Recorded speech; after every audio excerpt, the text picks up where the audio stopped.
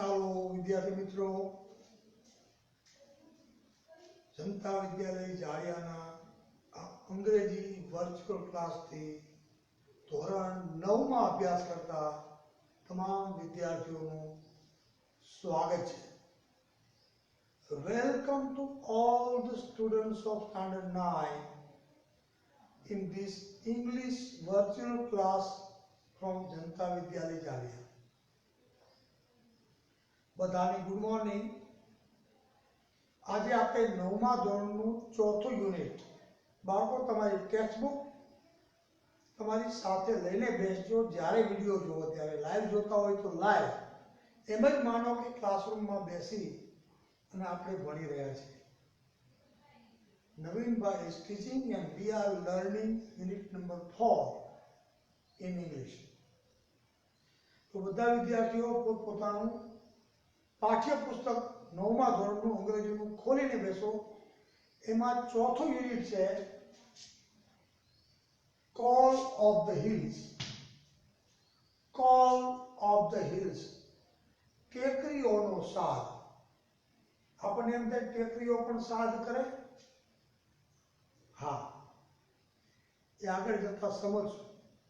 ટેકરીઓનો સાદ, પ્રાકૃતિક વાતાવરણ માણસને પોતાની તરફ ખેંચે અને આપણને એમ લાગે જાણે કે ટેકરી પ્રકૃતિ આપણને સાદ પાડીને બોલાવી રહી છે કે તારા યાંત્રિક જીવનમાંથી બહાર નીકળીને ક્યારેક અમારી બાજુ આવ, અમારી ગોદમાં આવ, ખરો આનંદ લૂંટવો હોય. એમ પ્રકૃતિ આપણને પરોક્ષ રીતે સાદ કરતી હોય છે. પણ આપણા કાન, આપણે બધી બની ગયા છીએ, પ્રકૃતિનો સાદ આપણને ક્યારેક સંભળાતો નથી. એટલે એનું શીર્ષક મને બહુ ગમે છે, કોલ ઓફ ધ હિલ્સ, ટેકરીનો સાદ. ટેકરી પણ, ટેકરી એટલે પ્રકૃતિ સમજવાનું, એ પણ આપણને ક્યારેક સાદ કરે છે. પણ જો આપણે ખુલ્લા મનના હોઈએ, પ્રકૃતિ પ્રેમી હોઈએ, પ્રકૃતિનો અંશ હોઈએ તો આપણને સાદ સંભળાય. નહીતર પછી ભૌતિક જીવનમાં પડી ગયા હોય તો આપણે બધીર છીએ, તો પ્રકૃતિ સાદ પાડ્યા કરે આપણને સંભળાય નહીં. શીર્ષકની વાત કરું છું બાળકો, કોલ ઓફ ધ હિલ્સ. એ યુનિટને આપણે ભણીએ, વિધિવતને સમજીએ એ પહેલા એની અંદર સરસ મજાનું પૂર્વ કાર્ય આપ્યું છે, પ્રીટાસ્ક. પૂર્વ કાર્યમાં અંગ્રેજીના પ્રસિદ્ધ કવિ, જેણે બહુ સારી સારી અંગ્રેજીની કવિતાઓ આપી છે, ખાસ કરીને પ્રકૃતિ ઉપર આ કવિએ બહુ લખ્યું છે. એ પ્રકૃતિનો જીવ હતો. He was a man of nature and he has written so many beautiful poems regarding nature itself. એવા અંગ્રેજી સાહિત્યના મહાન કવિ જ્હોન કીટ્સ, નું નામ છે જ્હોન કીટ્સ. એનું એક કાવ્ય આપણને પ્રીટાસ્કમાં આપેલું છે. અને એ કાવ્ય જે છે એનો સાર, એ કાવ્યનો જે સાર છે એ આપણને આપણા મુખ્ય યુનિટ તરફ, કોલ ઓફ ધ હિલ્સ તરફ દોરી જાય છે. તો પહેલા એ કાવ્યનું સુંદર મજાનું પઠન કરવું છે, એનું રેસિટેશન કરવું છે. અગાઉના વિડીયોમાં તમને કીધું હતું કે બધા જ કાવ્યો ગાઈ શકાતા નથી. અંગ્રેજીમાં કે ગુજરાતીમાં કે હિન્દીમાં every poem cannot be sung, but the poem which we cannot sing, it can be recited. જે ગાઈ ન શકાય એનું સરસ મજાનું ભાવવહી પઠન થઈ શકે એવું પઠન પેલા કાવ્યનું આપણે કરવું છે. અને પછી આ જે કાવ્ય તમારા પૂર્વ કાર્યમાં છાપેલું છે એ કાવ્યના ભાવને સમજવું છે. Let's try to understand the emotions, feelings of the poet John Keats. What does the poet want us to learn from this poem? and then it will lead us, I and you both, to the main theme of the unit. So let's try to recite this poem first from John Keats, and let's then proceed to the unit. હું શાંતિથી પેલા કવિતાનું પઠન કરું છું. આખું કાવ્ય હું blackboard ઉપર સમાવી શક્યો નથી, પણ એકાદી બે લીટી બાકી રહી ગઈ છે એ હું પાઠ્યપુસ્તકમાંથી તમને વાંચીને કાવ્ય પૂરું કરીશ. તમે ચોપડીમાં ધ્યાન રાખો. શું કહે છે? I had a dove and the sweet dove died. John Keats કહે છે I had a dove and the sweet dove died, and I have thought it died of grieving. Oh, what could it grieve for? Its feet were tied with a silken thread of own hands weaving. Sweet little red feet. Sweet little red feet. Why should you die? Why should you leave me, sweet bird? Why should you leave me, sweet bird? Why? You lived alone in the forest tree. Why, pretty thing? Would you not live with me? આગળ કહે છે, બે લીટીયામાં સમય નથી. I kissed you oft and gave you white peas, peanuts. Why not live sweetly as in the green trees? કવિ કહે છે, I had a dove and the sweet dove died, and I have thought it died of grieving. Oh, what could it grieve for? Its feet were tied with a silken thread of own hands weaving. Sweet little red feet, why should you die? Why should you leave me, sweet bird? Why? You lived alone in the forest tree. Why, pretty thing? Would you not live with me? I kissed you oft and gave you white peas, peanuts. Why not live sweetly as in the green trees? કવિ પ્રશ્ન કરે છે અહીંયા. Dove એટલે આપણે કબૂતર જ અર્થ કરવાનો. કવિ કહે છે I had a dove and the sweet dove died. આપણે પક્ષીઓ પાળીએ ને, કવિ કહે છે મેં પાળેલું કબૂતર હતું, મારું માનીતું, મારું પાળેલું, મને વહાલું, એ મૃત્યુ પામ્યું. મને વિચાર આવ્યો, and I have thought it died of grieving. કઈ શોકને કારણે, દુઃખને કારણે, પીડાને કારણે એ મૃત્યુ પામ્યું. મને વિચાર આવ્યો કે કઈ પીડાને કારણે આ કબૂતર મૃત્યુ પામ્યું. આગળ લખે છે its feet were tied with the silken thread of own hands weaving.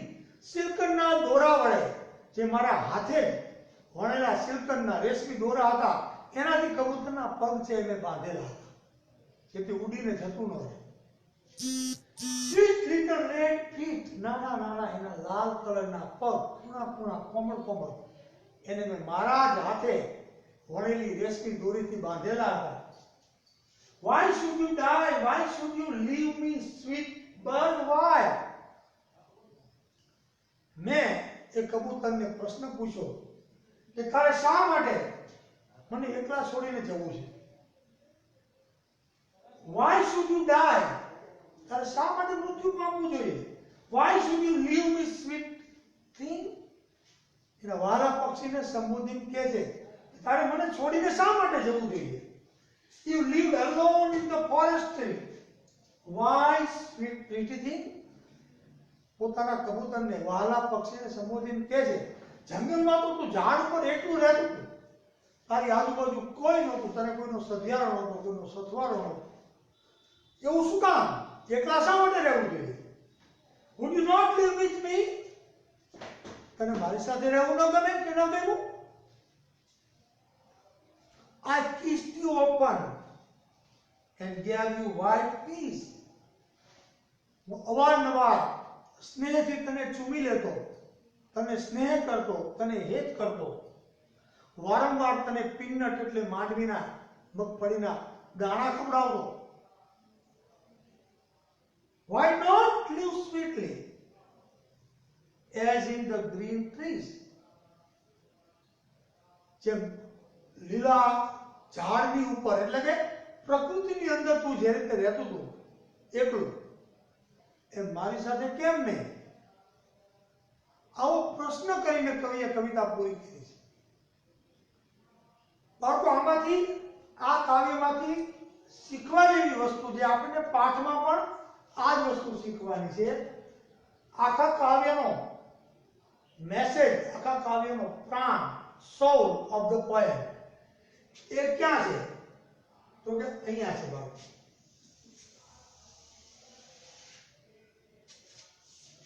આ લીટીમાં its feet were tied with a silken thread of own hands weaving. કબૂતરના પગ સિલ્કન થ્રેડ એટલે રેશમી દોરા વડે જે હાથે વણેલો હતો, ગૂંથેલો હતો, એના વડે બાંધેલા હતા. તો કાવ્યનો મેસેજ, કાવ્યનો સાર શું? જ્હોન કીટ્સ આ કાવ્યના માધ્યમથી, આ પીટાસના માધ્યમથી આપણને શું શીખવે છે? પક્ષી શું કામ મૃત્યુ પામ્યું? એને શું ઘટ્યું? કવિ એને સાચવતા હતા, કવિ એને સ્નેહ કરતા હતા, એને સારું સારું ખવડાવતા હતા, પીવડાવતા હતા. સરસ મજાની રેશમી દોરીથી, એને વાગે નહીં એવી રેશમી દોરીથી એને બાંધેલું હતું. ઘરમાં સુંદર મજાના પિંજરામાં પક્ષીને રાખ્યું હશે, કોઈ ખામી નહોતી, છતાં કબૂતર મૃત્યુ પામ્યું અને દુઃખને કારણે મૃત્યુ પામ્યું, આઘાતમાં મૃત્યુ પામ્યું. પક્ષી શું કામ? કવિને પ્રશ્ન થાય છે શું કામ? એનો જવાબ અહીંયા છે. રેશમી દોરા વડે એના પગને, ખૂણા ખૂણા પગને બાંધેલા હતા. મતલબ ઘરમાં બધી સગવડતા મળતી હતી, ઘરમાં એ સચવાતું હતું, પણ ઉડીને બહાર જઈ શકતું નહોતું. આના ઉપરથી સંદેશ શું મળે બાળકો? સોનાનું પિંજરું હોય ને, કદાચ સોનાના પિંજરામાં પણ પક્ષીને પૂરવામાં આવે તો સોનાનું પાંજરું છે ને, એને પાંજરું જ કહેવાય. દરેક જીવ, પક્ષી હોય, પ્રાણી હોય કે માણસ હોય, એ શું ઝંખે છે? આઝાદી ઝંખે છે. મનની આઝાદી, તનની આઝાદી ઝંખે છે, સ્વતંત્રતા ઝંખે છે, વિચારોની સ્વતંત્રતા, વિચારવાની સ્વતંત્રતા, ખુલ્લી હવામાં ફરવાની સ્વતંત્રતા, પોતાના મનની વાત કહેવાની સ્વતંત્રતા માણસ માત્ર ઝંખે. પક્ષીને બધું મળતું હતું પણ એની આઝાદી છીનવાઈ ગઈ. પક્ષી આખરે પ્રકૃતિનો જીવ છે. વૃક્ષની ડાળી ઉપર ઉડાઉડ કરવી, વૃક્ષના ફળો ખાવા, આમથી તેમ ઉડવું, વૃક્ષની ઉપર જ સૂઈ જવું, એમાં જ પક્ષીના જીવનનો સાચો આનંદ છે. તમે ઝાડ ઉપર મુક્ત મને ઉડતા પક્ષીઓને જોજો, એના આનંદને જોજો. તમારા આંગણામાં આવતી ચકલી કુંડાના પાણીમાં નાતી હોય અને ફડફડાટ કરતી હોય અને આમથી તેમ ઉડતી હોય, એને જોજો. અને એ ચકલીને જો તમે પાંજરામાં પૂરી દો તો એનો નૈસર્ગિક આનંદ છીનવાઈ જતો હોય છે. અને એ એના માટે મોટામાં મોટી સજા છે. આપણા માટે પણ, તમારા માટે પણ બાળકો, જો તમારી આઝાદી છીનવી લેવામાં આવે, એક રૂમમાં પૂરી દેવામાં આવે કે અહીં બેસીને ખાવાનું સારામાં સારું મળશે, સારામાં સારા આ રૂમમાં કપડાં મળશે, તમે ઈચ્છો એ બધું આ રૂમમાં મળશે, સોનાની થાળીમાં, સોનાની ચમચી, સોનાની વાટકીમાં જમાડશે, બધું મળશે, બધી સગવડતા રૂમની અંદર ઊભી કરવામાં આવશે, તમારે બહાર નીકળવાનું નહીં. ક્રિકેટ રમવા જવાનું નહીં, દોડમ દોડી કરવા જવાનું નહીં, મિત્રોને મળવા જવાનું નહીં. આ રૂમની અંદર બેસીને તમારે બધું કામ કરવાનું. તો બધી સગવડતાઓ વચ્ચે પણ તમને બેચેની લાગશે, તમને સફોકેશન થશે, તમને જેલ જેવું અને કેદ જેવું લાગશે. તમે ચીસ પાડીને કહી ઉઠશો કે આ એક પણ સગવડતા મારે જોતી નથી. I don't want anything. I don't want a dish, gold spoon. I don't want any other facilities in this room. I don't want to be in this room alone. I want to go out in the lap of nature. I want to play under the sun, under the sky. I want to talk to my friends. I want to play with my friends. I want to share my thoughts with a smile on my face with my friends. I want freedom. Everyone wants freedom in life. Freedom is very, very important to get enjoyed, to have joy in real sense. અહીંયા જે પક્ષીનું દ્રષ્ટાંત આપ્યું છે એ પક્ષીને કવિએ પાળ્યું છે, સરસ મજાનું પાંજરું છે, સમયે સમયે સારું સારું ખવડાવવામાં આવે છે, એને સાચવવામાં આવે છે. કવિ એને વારંવાર સ્નેહ કરે છે, ચૂમી લે છે. કોઈ વસ્તુ ઘટતી નથી. પક્ષીને જે મળવું જોઈએ એ બધું મળે છે. અને છતાં પક્ષીને આ ડવને કાંઈક ઘટે છે. It misses something. What does it? It's freedom. અને આઝાદી છે. બધું મળે છે, પણ જો માણસની આઝાદી છીનવાય, એની સ્વતંત્રતા છીનવી લ્યો, તો એવા કોઈ પણ જીવને સફોકેશન થાય છે, પીડા થાય છે, આઝાદી ઝંકે છે. કારણ કે માણસ, પશુ પક્ષી આખરે તો પ્રકૃતિનો અંશ છે. પરમાત્મા કે પ્રકૃતિ સિંધુ છે અને જીવ છે એ બિંદુ છે. સિંધુમાંથી છૂટું પડેલું બિંદુ એટલે આપણે દરેક. એટલે એને પ્રકૃતિની ગોદમાં જ રહેવું અને રમવું ગમે છે.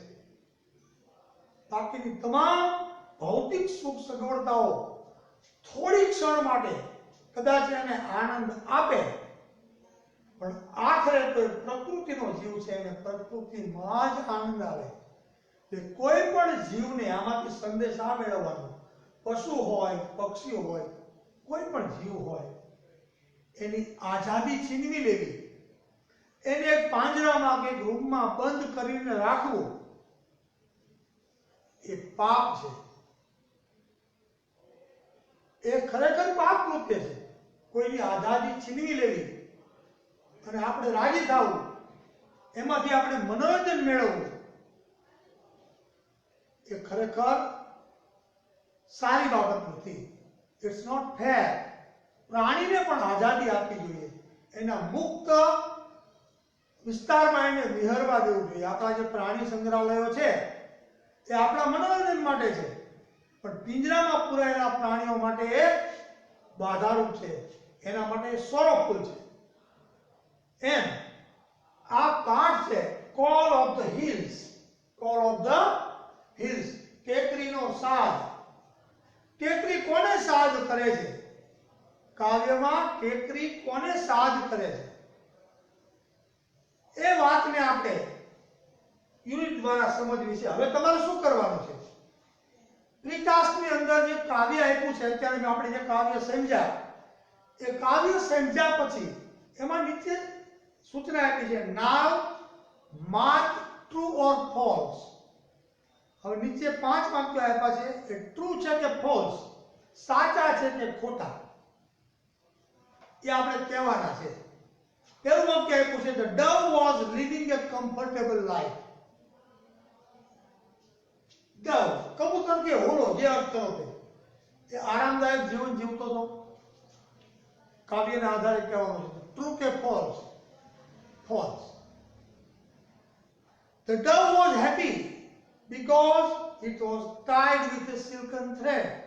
રેશમી દોરાથી એના પગ બાંધેલા હતા, એને બાંધેલો હતો, એ બંધનમાં હતું, એટલે ડવ વોઝ હેપી, એટલે ખુશ હતું, એવું વાક્ય આપ્યું છે.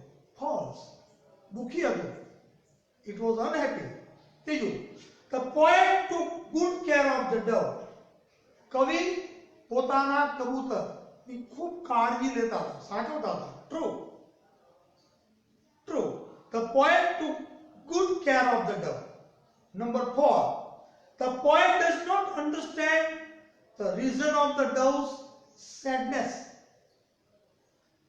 કબૂતરની જે નારાજગી છે, એની જે નિરાશા છે, એનું કારણ કવિ સમજતા નથી કવિતામાં.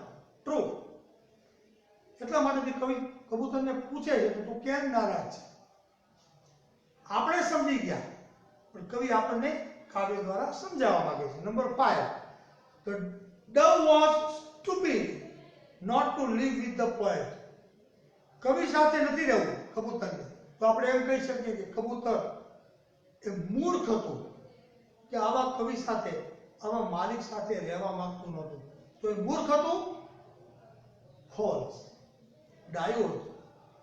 પ્રકૃતિની ગોદમાં અને આઝાદીથી જીવવામાં જીવનનો સાચો આનંદ છે. કબૂતર મૂર્ખ નહોતું. And the last one, 6, the dove was unhappy because it was not free. એ ખૂબ દુઃખી હતું કબૂતર. શું કામ? કારણ કે આઝાદ નહોતું. ટ્રુ. સોનાના પિંજરામાં પૂરવામાં આવે, સોનાની સાંકળથી બાંધ્યા હોય આપણને, પણ બાંધેલા બંધન એ બંધન છે. સોનાની સાંકળથી બાંધ્યા હોય તોય આપણને સોનાનો મોહ ન થાય, કારણ કે જે વસ્તુ આપણી આઝાદીને છીનવી લે છે એ આપણને ગમતું નથી. કોઈ જીવને બંધન ગમતું નથી, સ્વતંત્રતા ગમે છે. તો દરેક પ્રત્યેક જીવ માત્રને સ્વતંત્રતા મળવી જોઈએ, આઝાદી મળવી જોઈએ, એના નૈસર્ગિક વાતાવરણમાં એને રહેવા દેવા જોઈએ, એને બાંધી દેવા, એને પાંજરામાં આપણા મનોરંજન માટે કેદ રાખવા. It's not fair, it's a sin. આવો સંદેશ આમાંથી આપણને મળે છે. પ્રિતાસ 2 ભાગમાં આપ્યું છે, બીજું તમે જોઈ લેજો. આપણે યુનિટને શરૂ કરીએ છીએ, પણ 2 પાર્ટમાં આપણે યુનિટને સમજવું છે. હવે બીજા પાર્ટમાં આપણે આગળ વધીએ એ પહેલા યુનિટની થોડીક ભૂમિકા સમજી લઈએ છીએ, પછી આપણે યુનિટ શરૂ કરી શકીએ બાળકો. બરોબર. અહીંયા આપણે પૂર્વ કાર્યને સમજ્યા. હવે આપણે થોડા આગળ ચાલીએ બાળકો, અને આ યુનિટ છે એમાં પાત્રો કયા કયા આવે છે, કોણ કોણ આવે છે, કોની વચ્ચેનો સંવાદ છે. એક તો છે અબુમિયા. બરોબર. પાત્રોના નામ બાળકો યાદ રાખજો, એટલે આપણાથી ભૂલ ન થાય. એક તો અબુમિયા છે, અને ત્યાર પછી બીજું પાત્ર છે Govinda.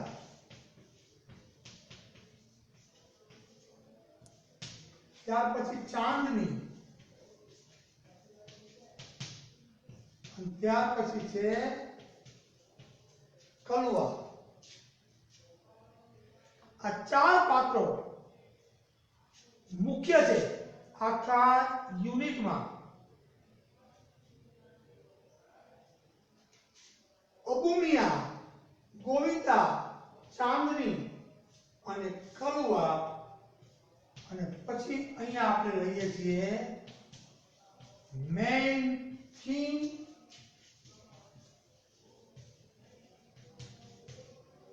Of the unit.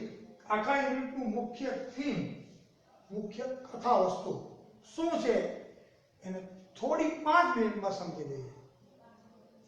Abu Miya છે, એની પાસે આ યુનિટમાં નું જે થીમ છે એ સમજાવી દઉં.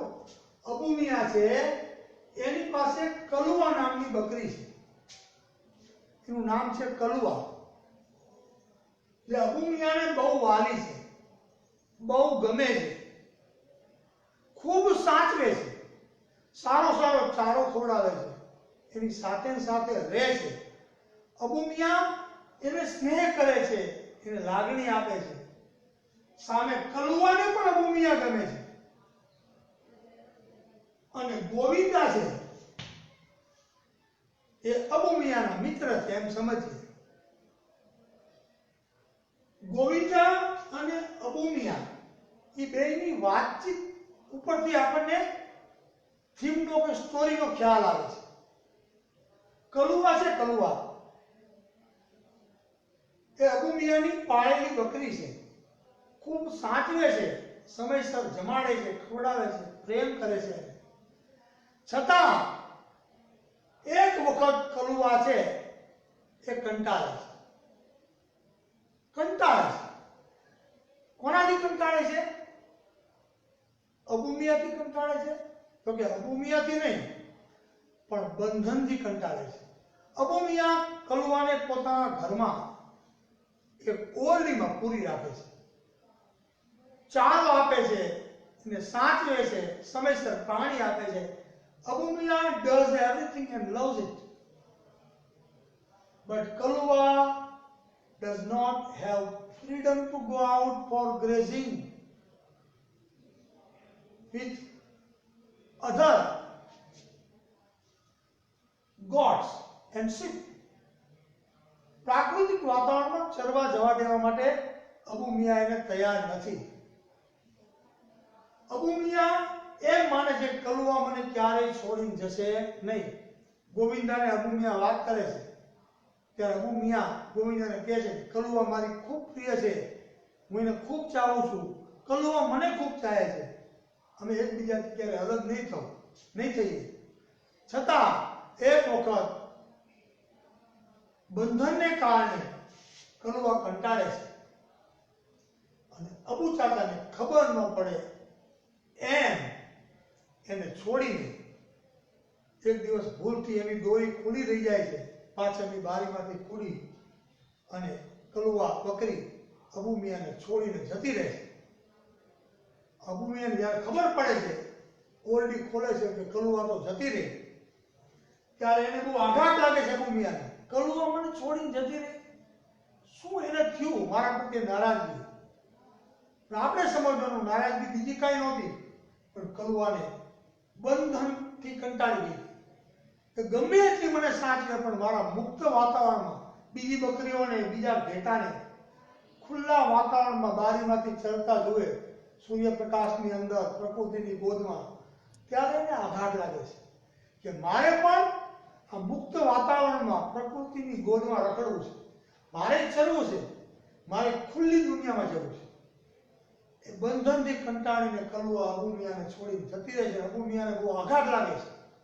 એ ગોવિંદાને કહે છે, રડી પડે છે. અમુક સમય જાય છે, પછી બીજી બકરી છે ચાંદની, બીજી બકરી પાળે છે. હું તમને ટૂંકમાં સાર કહી દઉં. પછી કલુઆની જેમ જ ચાંદનીને પણ સાચવે છે, ચાંદનીને પણ સાચવે છે, એવી સાચવે છે, એવો જ પ્રેમ આપે છે. એક સમય એવો આવે છે કે કલુઆની જેમ ચાંદની પણ કંટાળે છે, એને પણ બંધન ગમતું નથી. અબુ મિયા એને ગમે છે, માલિક સારા છે, લવિંગ છે, કેરિંગ છે, પણ બંધન આની જેમ જ એને પણ સ્વીકાર્ય નથી. અમુક સમય સુધી આનંદ કરે છે, મોજ કરે છે, પણ જ્યારે પોતાની સ્વતંત્રતા, પોતાની આઝાદી છીનવાય છે, ત્યારે ચાંદની પણ અબુ મિયાને છોડીને જતી રહે છે. ટેકરી ઉપર ઘાસ ચરવા છાળી મારી જતી રહે છે. ત્યાં રાતના સમયે એક વરુ આવે છે. વરુ અને ચાંદની બે સામ સામે બે લડે છે, બેની વચ્ચે યુદ્ધ થાય છે. ભલે ચાંદની મૃત્યુ પામે છે, છેલ્લે વરુ એને પહોંચી જાય છે, પણ ચાંદની એની સામે બાથ ભીડે છે, શક્તિથી લડવાનો પ્રયત્ન કરે છે, એને ફાઇટ આપે છે. તો આમાંથી એક વસ્તુ આપણે શીખવાની, આના થીમમાં ગણો તો આઝાદી છીનવાય એ કોઈ જીવને ગમતું નથી. દરેક જીવ પ્રકૃતિનો જીવ છે ને પ્રકૃતિમાં જીવવું ગમે છે. પ્રકૃતિમાં ફરવું ગમે છે. બાકીનો રૂમનો આનંદ, ભૌતિક સાધનોનો આનંદ ક્ષણિક હોય છે. પ્રાકૃતિક આનંદ શાશ્વત હોય છે. એ દરેકને માણવો ગમે છે. એ આનું મેઇન થીમ. અને બીજું છેલ્લો ભાગ છે, એમાં વરુ અને બકરીનો લડતો એક ફોટો છે. જો એની અંદર ખરેખર તો બકરી એવું પ્રાણી છે, નાનું પ્રાણી છે, ભીરું પ્રાણી છે, એ વરુની સામે ટક્કર ન ઝીલી શકે, પણ આ બકરી ટક્કર ઝીલે છે. જો તમારો આત્મવિશ્વાસ અડગ હોય, તમારી હિંમત સાચી હોય, તો ગમે તેવી પરિસ્થિતિની સામે તમે બાહોશ થઈને લડી શકો. પછી કદાચ ભલે હારી જાઓ, એવું બની શકે તમે હારી જાઓ, પણ લડવાની હિંમત તમારામાં હોવી અને કોન્ફિડન્સ સાથે પરિસ્થિતિની સામે લડવું, અઘરી પરિસ્થિતિ, અઘરા દુશ્મનની સામે બાથ ભેળવી, એવું સાહસ રાખવું, એ ચાંદનીમાંથી શીખવાનું છે. ક્યારેક આપણા જીવનમાં એવી સ્થિતિ આવે બાળકો, ચાંદની જેવી સ્થિતિમાં આપણે મુકાઈએ આ સમયની અંદર, આ ખરાબ સમયની અંદર, તો ડરપોક બનીને બેસી રહેવાની બદલે પરિસ્થિતિનો સામનો કરતા શીખીએ. સામનો કરતા કરતા કદાચ હારી પણ જઈએ. It is possible that we may get defeated, but we have to face the situation boldly. And that kind of spirit we have to have. That is the main theme, main moral of this unit number 4, Call of the Hills. Okay students? હવે અહીંયા આપણે part 1 unit 4 part 1 અહીંયા આપણે અટકીએ છીએ. ફરી વખત part 2 માં હવે પછીના વિડીયોમાં મળીએ છીએ. એમાં આપણે પાઠને સારી રીતે સમજીએ, એના સ્પષ્ટીકરણ સાથે, ગુજરાતીમાં ભાષાંતર સાથે આખું યુનિટ સમજી લઈએ. પણ that will be in the second part of the video. In this part 1, it's all from here. Bye students.